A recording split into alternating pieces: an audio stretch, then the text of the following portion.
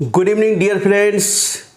आज लगातार चर्चा का विषय बना हुआ है कि कोरोना का नया वेरिएंट आ गया है, फ्लड। आखिर फ्लड है क्या? अमेरिका जैसे देश में जहां तहलका मचा हुआ है, क्या है फ्लड? यानी क्या भारत को भी इससे चिंतित होना ज़रूरी है?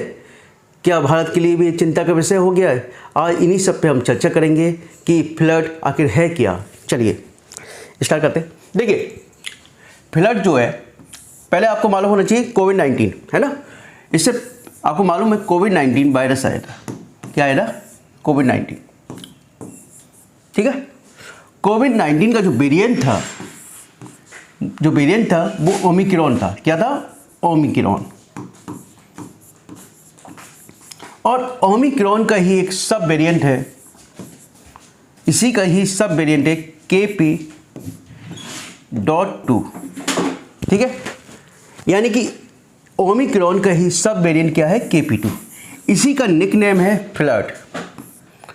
इसी का निकनेम जो है फ्लड है। जैसा कि आप सभी जानते हो कि जो वायरस होता है, वायरस क्या होता है, कभी पूरी तरह से ख़त्म नहीं होता है, लेकिन इसका इफेक्ट कम होता जाता है और एक स्टेट ऐसी आती है बिल्कुल वो नल स्टेट में पहुंच जाता है। और इसी कंडीशन में, इसी स्टेट पे, यानी कि धीरे धीरे हमने देखा कि कोविड जो 19 था, जो वायरस था, उसका इफेक्ट कम होता गया। ठीक है।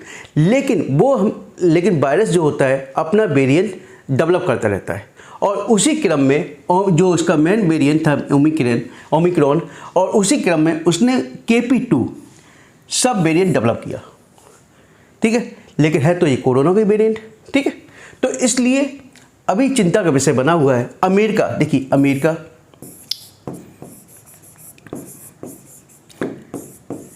ब्रिटेन,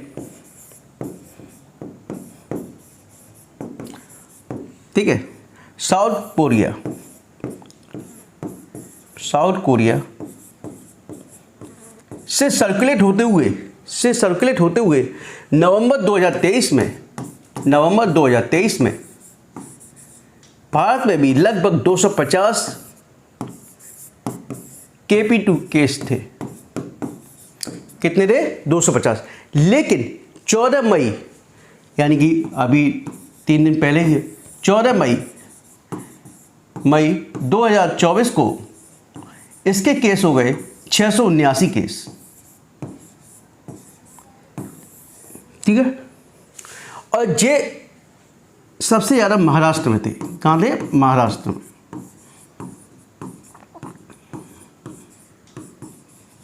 यानी सर्वाधिक केसेस जो थे महाराष्ट्र में थे। इसका जो रिकॉर्ड दिया गया है,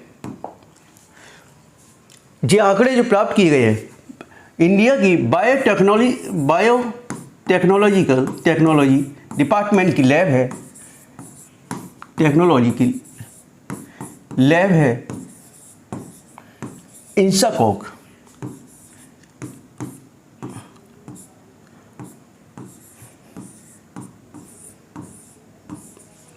इंडियन SARS-CoV-2 जीनोम कंसोर्टियम है ना, जिसकी फुल फॉर्म है इंडियन SARS-CoV-2 जीनोम कंसोर्टियम, जिसकी फुल फॉर्म है ना। इसके द्वारा जो आंकड़े प्रदान किए गए वही आंकड़े आपके हैं। ठीक है। यानी कि 679 केस और उससे पहले 250 जो डेटा दिया गया वो इसी के थ्रू दिया गया। ठीक है। अब इसकी जो लक्षण है इस वक्त, यानी कि जैसे हमने देखा लास्ट टाइम देखा कि कोरोना के लक्षण थे स्मेल ना आना, यानी कि टेस्ट ना आना, स्वाद ना आना, वॉमिटिंग आना, मांसपेशियों में दर्द होना, सिर में दर्द होना, खांसी, जुकाम, फीवर, उसी प्रकार की कैरेक्टरिस्टिक इस प्रकार के वायरस में है। लेकिन इसका इम्पैक्ट कम है।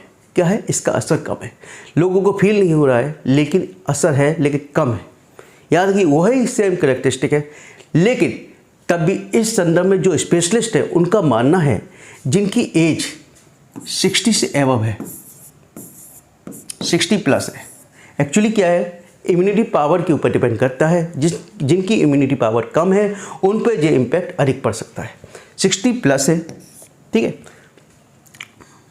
जो डायबिटीज़ के पेशेंट हैं, डायबिटीज़ के पेशेंट हैं, जो लंग्स के पेशेंट हैं, जो हार्ट के पेशेंट हैं, जो कैंसर के पेशेंट हैं,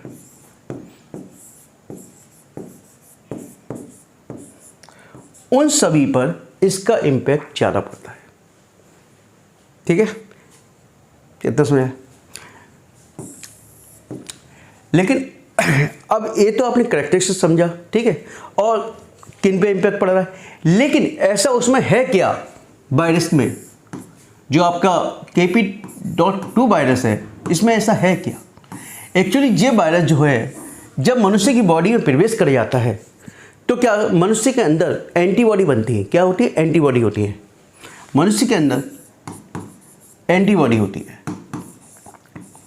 अब ये antibody like is the work करती प्रोटीन का, ठीक है, प्रोटीन का वर्क करती है। और जो प्रोटीन जो एंटीबॉडी जो होती है, जो हार्मफुल सब्सटेंस हमारी बॉडी में प्रवेश करता है उससे रोकता है। लेकिन KP.2 एंटीबॉडी के इफेक्ट को कम कर देता है, यानी कई बार बिल्कुल ख़त्म कर देता है, जिसके कारण जो वायरस होता है वो एक्टिव हो जाता है और मनुष्य की बॉडी में फैल जाता है। ठीक है, अब इसके बचाव की क्या उपाय है? जैसा कि लास्ट टाइम जब कोरोना आया था उस समय बचाव के लिए क्या किया था? सोशल डिस्टेंसिंग, यानी सबसे ज़्यादा यही है कि आप भीड़ से दूरी बनाए रखिए। ठीक है, फ्लो ऑफ द एयर, यानी अधिक से अधिक ऑक्सीजन का घर पर फ्लो हो। इंडोर फिल्ट्रेशन, यानी कि आपके घर के पास, घर के अंदर जो भी हो फिल्ट्रेशन, यानी कि फिल्ट्रेशन सही हो, है ना। फिल्ट्रेशन जानते हो, इसको हिंदी बोलते हैं फिल्टर, है ना, कि छन्ना एक तरह से होता है कि जो हवा है प्योर ऑक्सीजन आए। ठीक है, यानी फिल्ट्रेशन सही हो, आसपास पेड़ पौधे हों, घर के पास पौधे हों, यानी कि मेरा कहने का मतलब इंडोर ऑक्सीजन अच्छी हो। ठीक है, ये आपके मेन इसकी प्रिकॉशंस है। तो मेरी आप सभी से रिक्वेस्ट है, आप भी सुरक्षित रहिए, अपने परिवार के प्रत्येक सदस्य को सुरक्षित रखिए, जागरूक रहिए और प्रत्येक व्यक्ति को जागरूकता में सहयोग कीजिए, है ना। Okay, thank you.